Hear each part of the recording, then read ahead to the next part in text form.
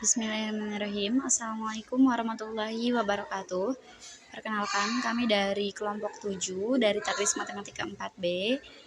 Di sini beranggotakan saya Intan Widya Lestari dan rekan saya Muhammad Danu Ar-Rahman dan Indah Nur Ilmi Jana. Di sini kami akan menjelaskan dari mata kuliah analisis real, yaitu materi himpunan terbuka dan himpunan tertutup. Di sini untuk pendahuluannya yaitu teori himpunan ditemukan oleh George Cantor. Nah, dijadikan landasan dari semua cabang matematika. Himpunan terbilang disebut countable dan himpunan tak terbilang disebut uncountable. Nah, himpunan berhingga disebut finite dan himpunan tak berhingga disebut infinite. Himpunan bilangan asli, bilangan caca, bilangan genap, ganjil, rasional, irasional adalah tak berhingga. Himpunan tak berhingga tetapi terbilang maka disebut denumerable. Dan tak berhingga dan tak terbilang maka disebut non-denumerable. Berikutnya di sini ada contoh dari himpunan, ada 3 contoh. Yang pertama ada himpunan kosong. Nah, himpunan kosong itu adalah himpunan yang terbilang dan berhingga. Di sini contoh yang kedua ada himpunan bilangan asli atau N. Di sini adalah himpunan N ataupun himpunan bilangan asli yang terbilang dan tak berhingga. Lalu berikutnya untuk contoh 3 ada himpunan A yang beranggotakan 1, 2, dan 3, yaitu himpunan yang terbilang dan berhingga. Nah, himpunan terbuka pada himpunan bilangan real adalah interval terbuka dari A sampai B menggunakan buka kurung biasa dan himpunan tertutup dari A sampai B menggunakan buka kurung siku. Nah, A dan B-nya ini merupakan elemen dari bilangan R atau bilangan real. Sedangkan interval setengah terbuka ataupun setengah tertutup dari A sampai B dikatakan tidak terbuka ataupun tidak tertutup. Oke, di sini ada pengertian dari himpunannya. Himpunan dicirikan oleh sifat objek ataupun benda abstrak ataupun konkret yang ada di dalamnya yang dinyatakan dengan jelas. Setiap objek yang terletak di dalam himpunan atau mempunyai sifat yang telah ditentukan terlebih dahulu disebut elemen ataupun unsur ataupun anggota dari himpunan tersebut.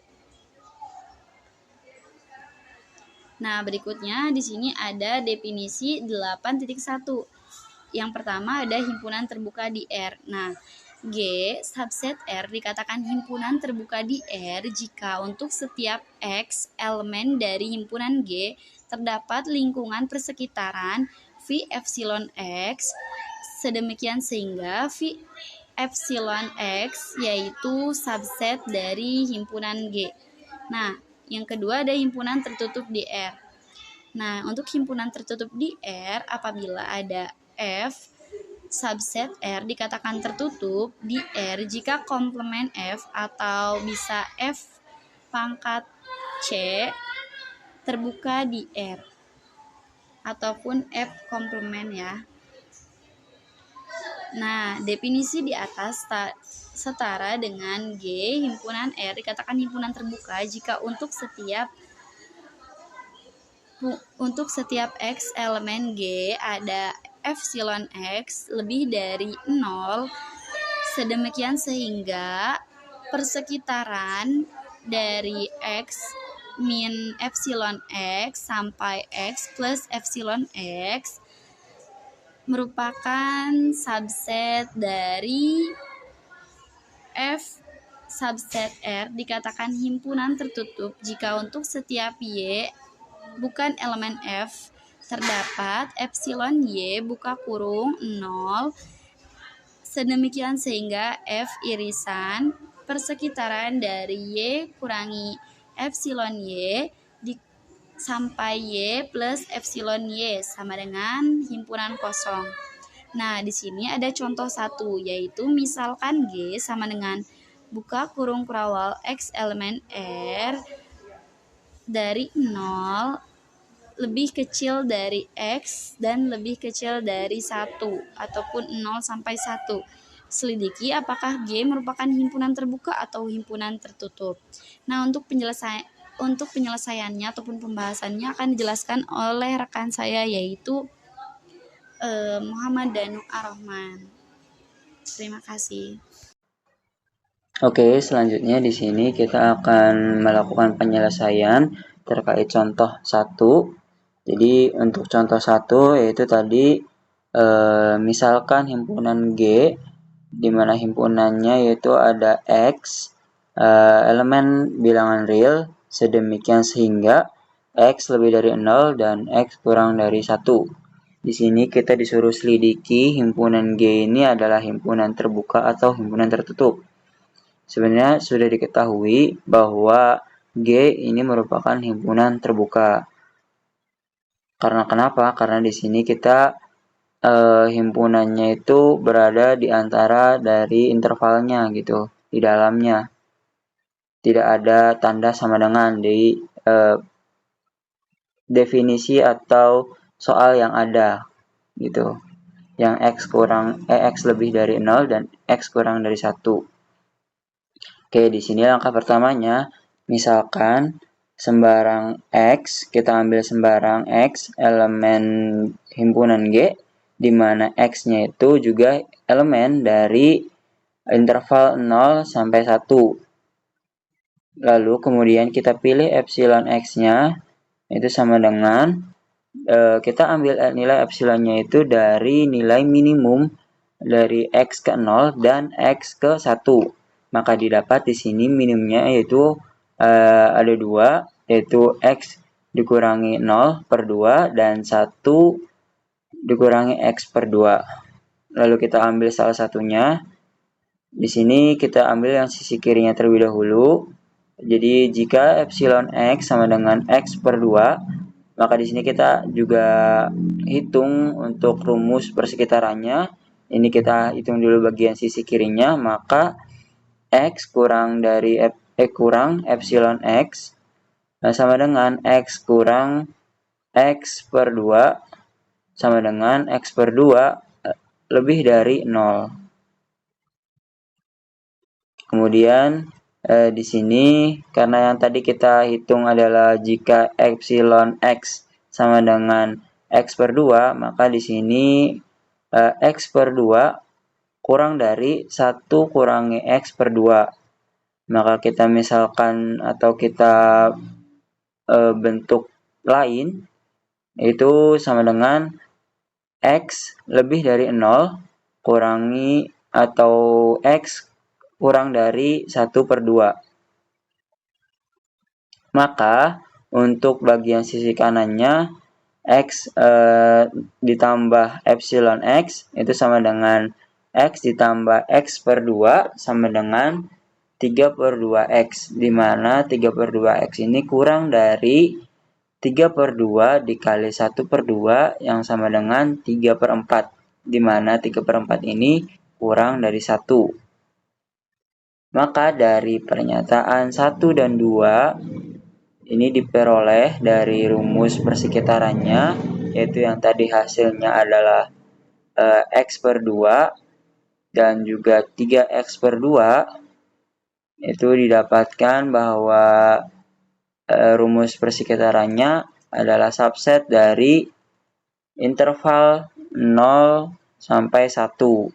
Ini untuk bagian epsilon X-nya sama dengan X per 2. Lalu kita cek kembali untuk bagian yang epsilonnya sama dengan X kurangi 1 per 2. Di sini ada visualisasinya, di mana berarti kita ambil sisi minimum dari yang bagian kanannya. Yang tadi kan X kurang 1.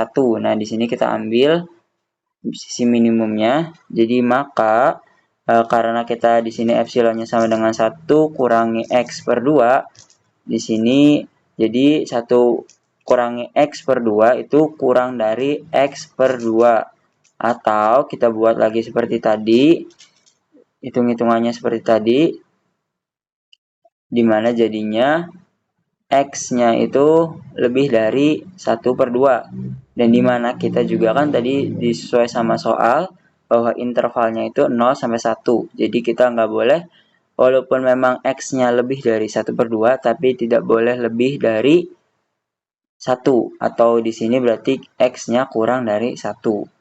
Karena itu, maka kita hitung untuk rumus persekitarannya, X kurangi epsilon X sama dengan X kurangi 1 kurangi X per 2 sama dengan 3X/2 dikurangi 1/2, yang mana lebih dari 3/2 dikali 1/2 dikurangi 1/2. Ini kita ambil, kenapa kita bisa tahu lebih dari, kita ambil dari substitusinya, yaitu X-nya kita substitusikan menjadi 1/2. Dan di sini kan ada contohnya itu X-nya kan lebih dari, jadi di situ juga lebih dari. Maka didapat yaitu sama dengan 1/4, yang dimana lebih dari 0. Lalu kita lanjutkan untuk rumus persekitarannya. Yang satunya, dan X ditambah epsilon X sama dengan X ditambah 1 dikurangi X per 2, itu sama dengan X per 2 ditambah 1/2. Kurang dari, maka di sini kita substitusikan X-nya itu dengan 1. Dan di sini kan tandanya itu kurang dari. Jadi di sini kita sudah diketahui bahwa tandanya itu kurang dari, dan sudah terbukti juga semuanya sudah memenuhi. Yang pertama tadi untuk yang sebagian sisi kirinya itu kan lebih dari 0. Kemudian untuk yang bagian kanannya, untuk batas kanannya itu kurang dari 1. Maka dari pernyataan 4 dan 5 diperoleh dari rumus persekitarannya, yaitu subset dengan interval 0,1. Dan di sini didapat dari pernyataan yang tadi, yang itu yang pernyataan 3 yang ini sama yang 6, itu diperoleh dari rumus persekitarannya, yaitu subset dari interval 0 sampai 1 untuk setiap X-nya yang elemen dari 0 sampai 1. Artinya ada epsilon X dengan yaitu minimum X kurangi 0/2 dan 1 kurangi X per 2, sedemikian sehingga X kurangi epsilon X dan X ditambah epsilon X subset 0,1 untuk setiap X elemen dari interval 0 sampai 1. Jadi menurut definisi, himpunan G adalah himpunan terbuka. Lalu kita lanjut di sini ke contoh yang kedua. Di sini misalkan himpunan F di mana X elemen dari himpunan bilangan real, sedemikian sehingga X lebih dari atau sama dengan 0 dan X kurang dari atau sama dengan 1. Di sini kita disuruh selidiki kembali untuk himpunan F ini apakah termasuk ke himpunan terbuka atau tertutup. Maka sebenarnya sudah diketahui dengan tanda yang ada bahwa himpunan tersebut merupakan himpunan tertutup dari tanda sama dengan di definisi dari soal. Maka di sini penyelesaiannya langkah pertama sesuai dengan tadi. Jadi kita ambil itu misalkan Y itu bukan elemen dari himpunan F sembarang, berarti di sini Y-nya itu kurang dari 0 dan Y lebih dari 1. Jadi kita langsung saja ke yang Y kurang dari 0 terlebih dahulu. Kita ambil, bila Y kurang dari 0, maka pilih epsilon Y-nya. Kan epsilon itu tidak boleh tidak boleh kurang dari 0 atau tidak boleh negatif. Maka di sini kita ambil atau pilih epsilon Y-nya itu sama dengan nilai mutlak Y lebih dari 0. Maka di sini ada visualisasinya. Jadi karena memang selain dari atau bukan dari elemen himpunan F, maka di luar dari interval tersebut gitu loh jadinya. untuk epsilonnya gitu, untuk Y-nya sendiri maksudnya.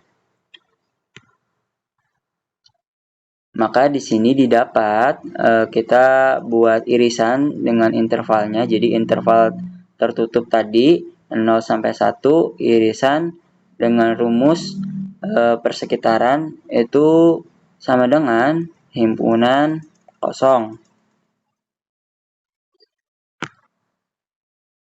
Karena memang tidak ada irisan tersendiri antara antara Y dengan interval tersebut.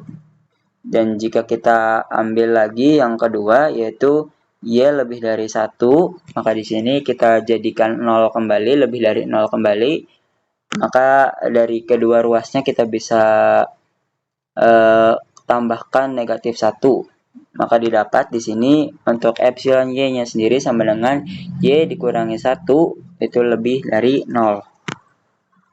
Maka untuk visualisasinya jadi kita sekarang ada di luar tapi di bagian paling kanan di situ, tapi tidak termasuk ke intervalnya karena memang tadi untuk kita ambil sembarangnya itu yang bukan dari elemen himpunan F seperti itu.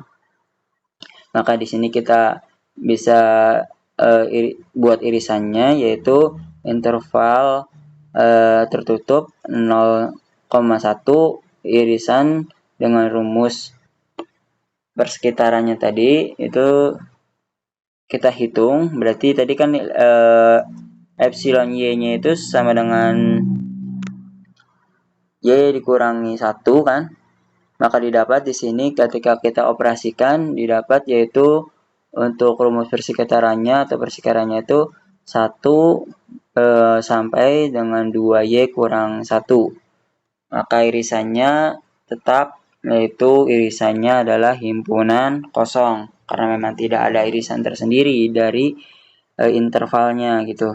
Jadi dari pernyataan 1 dan 2 diperoleh untuk setiap Y yang bukan elemen dari interval tertutup 0,1 ada epsilon Y lebih dari 0 sedemikian sehingga interval tertutupnya tersebut beririsan dengan Y dikurangi epsilon Y, Y ditambah epsilon Y itu adalah himpunan kosong.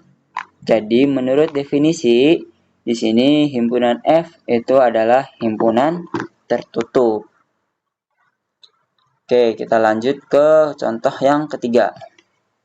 Di sini misalkan B itu adalah himpunan atau interval tertutup yaitu 1,2. Maka di sini diselidiki bahwa B ini adalah himpunan terbuka atau himpunan tertutup. Jadi di sini kita bisa ambil untuk X-nya sendiri itu bisa kita ambil dari 1 atau mungkin kita bisa juga sama dengan kan itu X-nya itu sama dengan 2. Jadi tapi kita di sini ambil X-nya itu sama dengan 1.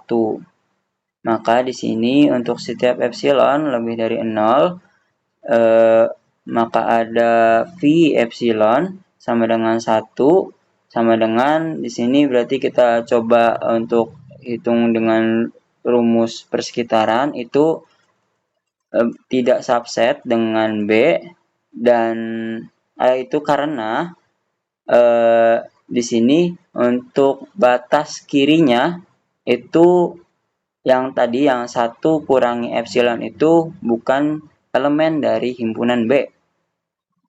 Kan kalau misalnya mungkin 1 ditambah epsilon kita masih bisa masuk ke elemen B, tapi untuk yang batas kirinya itu tidak masuk itu.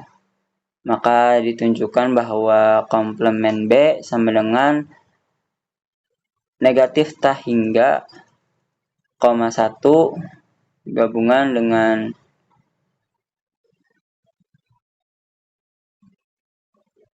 dua, tak hingga itu merupakan himpunan terbuka. Jadi didapatkan bahwa ini tuh adalah interval setengah terbuka dan setengah tertutup, seperti itu. Ini belum belum dilanjutkan sebenarnya, kayak ini masih ngegantung seperti itu. Selanjutnya yaitu teorema 8.2, yaitu sifat himpunan terbuka. Yang pertama itu gabungan sebarang himpunan terbuka adalah himpunan terbuka. Yang kedua, irisan dari berhingga himpunan terbuka adalah himpunan terbuka. Sifat himpunan terbuka itu terbagi menjadi dua, yaitu yang pertama, jika A merupakan himpunan indeks atau berhingga atau tak berhingga, dan G lambda terbuka untuk setiap lambda elemen A, maka gabungan dari lambda tersebut adalah terbuka. Yang kedua, jika G1, G2, hingga seterusnya sampai Gn masing-masing himpunan terbuka, maka irisannya dari GI, G1 sampai seterusnya Gn adalah terbuka. Pembuktian yang pertama itu gabungan. Kita misalkan namanya G sebagai gabungan G lambda, di mana lambdanya elemen A. Ambil sembarang X elemen Y, maka terdapat lambda 0 elemen dari A sedemikian sehingga X elemen dari G lambda 0. Karena G lambda 0 itu terbuka, maka menurut definisi terdapat pi epsilon X merupakan subset G0 dan subset G0 dari G. Jadi terbukti untuk setiap X elemen G terhadap pi epsilon X subset dari G. Hal ini berarti G merupakan gabungan lambda dari elemen A. Pembuktian yang kedua yaitu irisan. Kita namakan H, di mana H adalah irisan dari GI, di mana I-nya 1,2 hingga seterusnya sampai N. Di sini kita akan tunjukkan bahwa H merupakan himpunan terbuka. Yang pertama, ambil elemen sembarang X dari H, maka X merupakan elemen dari GI, di mana I yaitu 1,2 seterusnya sampai N. Karena X elemen G1 dan G1 adalah terbuka, maka ada epsilon 1, sehingga sedemikian pi epsilon 1X subset dari G1. Karena X elemen G2 dan G2 terbuka, maka ada epsilon 2X subset dari G2. Dan seterusnya sampai G3 sampai Gn. Lalu karena X elemen Gn dan Gn terbuka, maka ada epsilon N sedemikian sehingga pi epsilon N subset dari Gn, maka disebut epsilon. Maka karena sebelumnya sudah disebutkan epsilon 1, epsilon 2x, maka minimum yaitu epsilon 1 sampai epsilon n. Jelas epsilon lebih besar dari 0, sehingga pi epsilon x adalah subset dari pi epsilon i x dari J.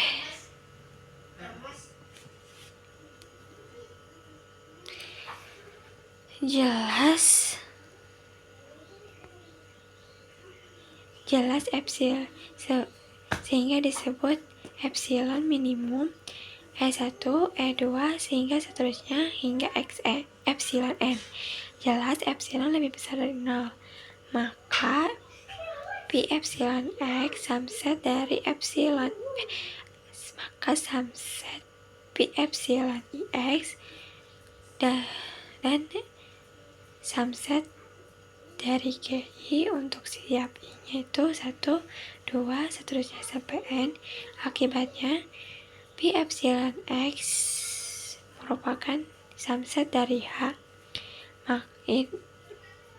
dari irisan GI. Jadi terbukti bahwa irisan I sama dengan GI adalah himpunan terbuka.